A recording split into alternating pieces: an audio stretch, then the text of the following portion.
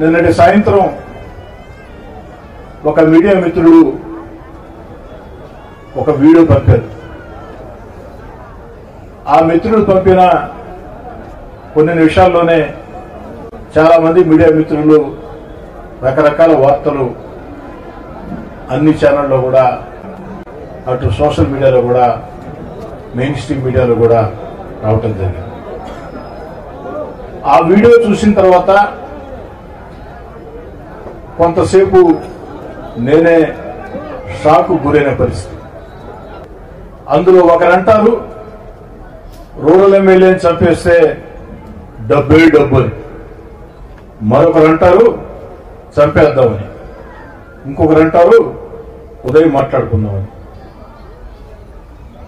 జరిగిన సంఘటన పోలీసులు విచారిస్తూ ఉన్నారు.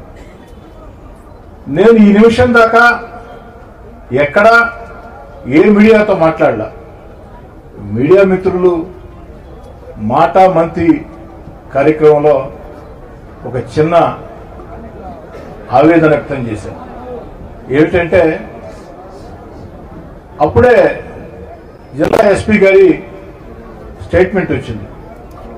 3 రోజుల ముందే మాకు ఈ విషయం తెలుసు, విచారిస్తున్నామని. నేనెందుకు ఆవేదన వ్యక్తం చేశానంటే, బాధ వ్యక్తం చేశానంటే, 3 రోజుల ముందు ఈ వీడియో రూరల్ ఎమ్మెల్యేని చంపేస్తే డబ్బే డబ్బు, చంపేద్దాం, రేపు ఉదయం మాట్లాడుకుందాం.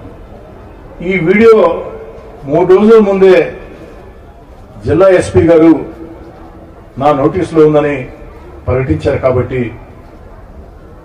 కనీసం నాకు పోలీస్ శాఖ దృష్టికి వచ్చిన వెంటనే ఈ విధంగా వచ్చింది, ఒక వీడియో మా నోటీసులో ఉంది, విచారిస్తున్నాం, మీరు కూడా కాస్త జాగ్రత్తగా ఉండండి, జాగ్రత్త చర్యలు తీసుకోండి అని జిల్లా ఎస్పీ గారు చెప్పి ఉంటే బాగుండేదని జనాంతికంగా మాట్లాడారు.